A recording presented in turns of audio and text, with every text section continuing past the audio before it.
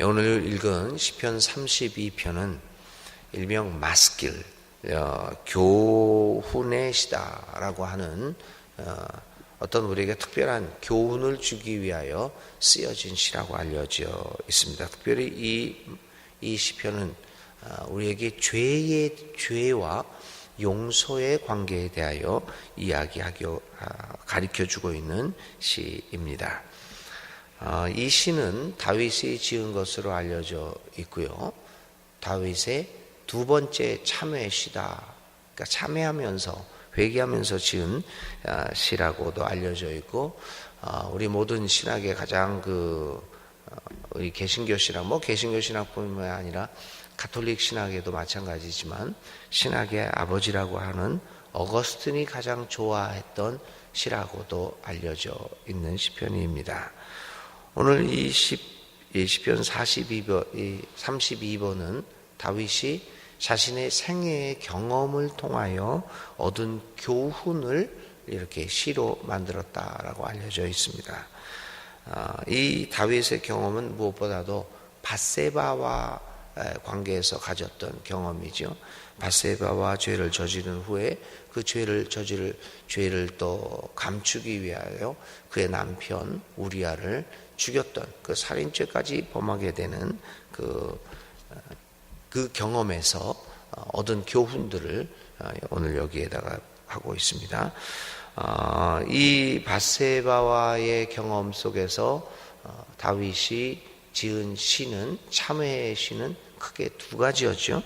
여러분들이 알고 있는, 이제 앞으로 우리가 또 읽어가야 할 시 51편과 오늘 32편입니다. 참회의 시 51편은 그가 죄를 깨닫고 있는 중간에 썼다라고 볼 수가 있고요. 이 32편은 이 나단의 지적을 받은 이후에 그가 회개하고 하나님으로부터 용서의 체험을 한 후에 쓴 것으로 우리가 볼 수 있습니다.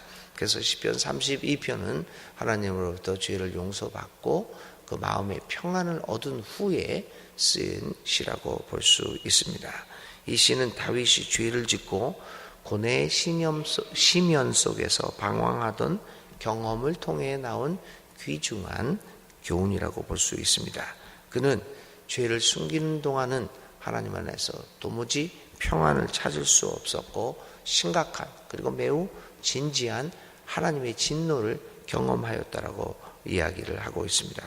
결국 하나님은 나단 선지자를 통하여 다윗의 죄를 책망했고요. 그리고 다윗은 이 나단의 책망을 받고서 즉각적으로 통렬하게 자기의 죄를 고백하며 참회했습니다. 그리고 하나님께서는 이렇게 진정으로 통렬하게 죄를 회개하는 다윗을 용서하였다.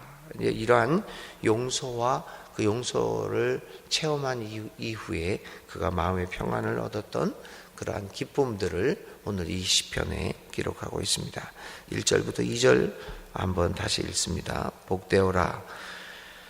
거역한 죄 용서받고 허물을 벗은 그 사람, 주님께서 죄 없는 자로 여겨주시는 그 사람, 마음에 속임수가 없는 그 사람, 그는 복되고 복되도다.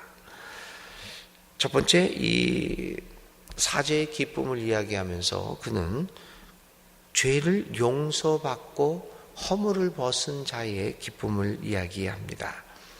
용서를 받아야지 그 죄의 흔적으로부터 벗어날 수 있다라고 이야기를 합니다. 죄는 늘 우리를 짓누르는 하나의 무거운 인생의 경험입니다. 우리가 늘 지고 갈 수 없는 짐과 같은 것입니다. 허물과 같은 것입니다. 그래서 오늘 우리의 삶 속에서 우리를 억누르고 우리의 마음의 평화를 빼앗아가는 그러한 무거운 것이라고 우리는 알고 있습니다. 다윗도 마찬가지였습니다. 그 짐을 벗어버릴 수 있는 길은 그 죄의 용서함을 받는 것이, 그 죄의 무게를 우리의 삶에서 벗어나게 하는 것 아니겠습니까? 오늘 다윗이 이야기하는 그 이야기가 바로 이겁니다.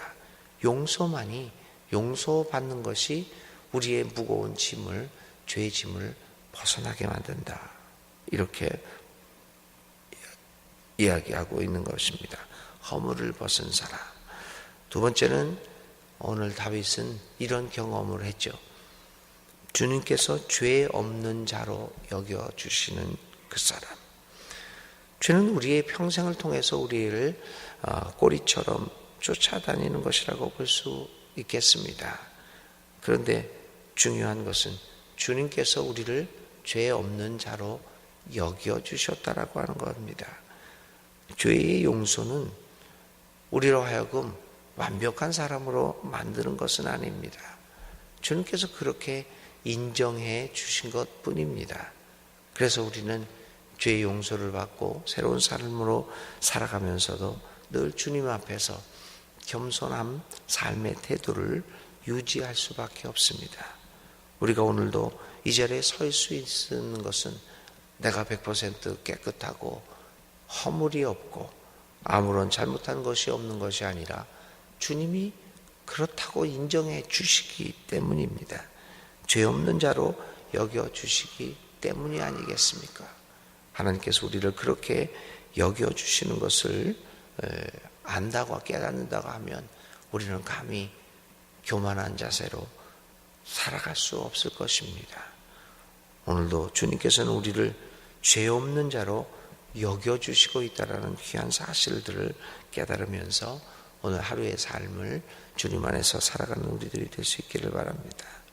3절과 5절에 있는 말씀 다시 한번 읽어봅니다. 내가 입을 다물고 죄를 고백하지 않았을 때는 온종일 끊임없는 신음으로 내 뼈가 녹아내렸습니다. 주님께서 밤낮 손으로 나를 짓누르셨기에 나의 혀가 여름 가뭄에 풀 마르듯 말라버렸습니다. 드디어 나는 내 죄를 주님께 아뢰며 내 잘못을 덮어두지 않고 털어놓았습니다. 내가 주님께 거역한 나의 죄를 고백합니다 하였더니 주님께서는 나의 죄악을 기꺼이 용서하셨습니다. 이 3절부터 5절까지는 이 짧은 구절에 자신의 죄를 깨닫지 못하고 하나님 앞에 그것을 공개적으로 회개하지 못했을 때 그가 받고 있는 여러 가지 마음의 압박들, 짐들 이런 것들을 고백을 하고 있고요. 그 후에는 또 6절과 7절에서는 특별히 회개한 후에 하나님 앞에 자신의 모습을 그대로 드러냈더니 그 다음에 느끼는 용서의 기쁨을 이야기합니다. 그는 이렇게 얘기합니다. 그가 회개하지 않고 그 자신의 죄를 숨기고 있을 때 뼈가 녹아내렸다. 뼈가 짓눌리는 것 같은 그러한 괴로움 속에서 살아갔습니다. 주께서 밤낮 손으로 나를 짓누르셨기에 나의 혀가 여름 가뭄에 풀 마르듯 말라버렸다. 얼마나 괴로웠으면 그는 그의 혀가 말라버린 것 같은 그러한 감각조차 없어져 버린 그러한 고통을 느꼈겠습니까?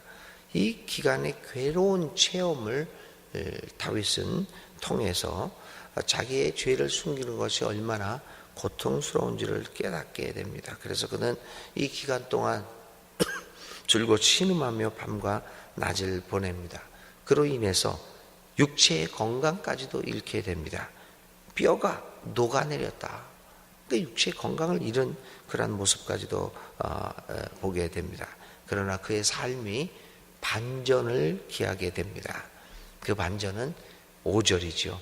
나는 내 죄를 주님께 아뢰었다. 내 잘못을 덮어두지 않고 털어놓았다. 그렇게 뼈가 녹아내리고 혀가 말라버리는 그러한 육체의 고통까지도 정신적인 고통과 육체의 고통을 겪으면서 그가 그 삶을 괴롭게 지낼 때 그 괴로운 삶을 뒤엎어버리는 반전시킬 수 있는 그 기회는 바로 그가 잘못을 덮어두지 않고 털어놓았던 행위였습니다. 그 행위를 통하여 그는 이제 그의 삶을 반전할 수 있는 계기를 마련하게 됩니다. 나의 죄를 고백합니다. 그런데 주님께서는 나의 죄악을 용서합니다. 그것도 기꺼이 용서하신다라는 표현을 다윗은 하고 있습니다. 우리가 하나님 앞에 우리의 죄를 고백하고 우리의 삶을 그대로 드러낼 때 하나님께서는 이처럼 우리를 기꺼이 용서해 주시고 기꺼이 받아주십니다. 오늘 이 아침에도 주님 앞에 나옴으로써 나의 삶을 털어놓음으로써 기꺼이 용서받고 기꺼이 하나님 앞에 받아들여지는 체험을 할 수 있는 우리 교우들이 되기를 간절히 바랍니다. 6절부터 11절까지 있는 말씀을 제가 세 번역으로 읽음으로써 오늘의 말씀을 마칩니다. 경건한 사람이 고난을 받을 때 모두 주님께 기도하게 해주십시오. 고난이 홍수처럼 밀어닥쳐도 그에게는 미치지 못할 것입니다. 주님은 나의 피난처, 나를 재난에서 지켜주실 분, 주님께서 나를 보호하시니 나는 소리 높여 주님의 구원을 노래하렵니다. 주님께서 말씀하신다. 네가 가야 할 길을 내가 너에게 지시하고 가르쳐주마. 너를 눈여겨보며 너의 좋은 자가 되어주겠다. 너희는 제갈과 굴레를 씌워야만 잡아들 수 있는 분별 없는 노새나 말처럼 되지 말아라. 악한 자에게는 고통이 많으나 주님을 의지하는 자에게는 한결같은 사랑이 넘친다. 의인들아 너희는 주님을 생각하며 즐거워하고 기뻐하여라. 정직한 사람들아 너희는 다 함께 기뻐 환호하여라. 용서받은 사람들에게 주님께서는 네가 갈 길을 너에게 가르쳐주겠다. 용서받은 사람에게 주님은 좋은 자가 되어주시겠다라고 이야기합니다. 주님으로부터 죄를 용서받은 우리들, 이제는 주님이 지시하시는 길을 가고 주님의 조언을 받아 우리의 삶을 살아가야 할 것입니다. 언제까지 우리는 제갈과 굴레를 씌워야만 잡아둘 수 있는 그 분별 없는 또새나 말처럼 살아가겠습니까? 이제는 주님이 지시하는 주님의 조언에 따라 용서받은 사람에 걸맞는 삶을 살아가야 할 것입니다. 언제까지 우리는 강제로, 언제까지 우리는 어린아이의 모습을 벗어버리지 못하겠습니까? 오늘 다윗은 이렇게 죄의 용서를 받은 후에 그가 이제 주님과 함께 동행하면서 노새나 말의 삶에서 벗어나서 성숙한 사람의 삶을 살아가고 있음을 이야기하고 있습니다. 우리도 이러한 시편 32편에 있는 말씀처럼 하나님의 조언을 받아 하나님의 백성답게 살아갈 수 있는 우리 모두가 될 수 있기를 바랍니다. 오늘의 생각할 말씀은 회개와 용서입니다. 함께 오늘의 기도드립니다. 하나님, 회개하는 사람을 책망하지 아니하시고 받아주시는 하나님, 주님의 은혜와 사랑에 감사를 드립니다. 용서의 은혜가 없었다면 징벌을 받아 멸망당할 수밖에 없는 우리들임을 잘 알고 있습니다. 그러기에 우리를 불쌍히 여기셔서 우리에게 용서의 자비와 긍휼을 베풀어 주심을 감사드립니다. 죄의 용서를 받고 하나님께 용납되어진 삶을 살아가는 우리들, 그 삶이 얼마나 행복한 삶이라는 것을 깨닫게 하소서. 오늘 우리로 하여금 하나님의 은혜 가운데서 살아가는 것이 얼마나 행복한 삶인가를 알게 해 주옵소서. 이제는 더 이상 제갈 없이는 제어할 수 없는 말이나 노새처럼 살아가지 말고 늘 주님의 조언을 받아가며 주님의 길에서 벗어나지 않는 성숙한 용서받은 사람의 삶을 살아가게 하여 주옵소서. 예수님의 이름으로 간절히 기도를 드립니다. 아멘. 오늘의 실천입니다. 하나님으로부터 용서의 체험을 받은 적이 있는가를 살펴보고 하나님이 나를 용서하신 것처럼 오늘 나에게 잘못하고 있는 이웃을 용서해 볼 수 있는 체험을 실천을 오늘 할 수 있기를 바랍니다.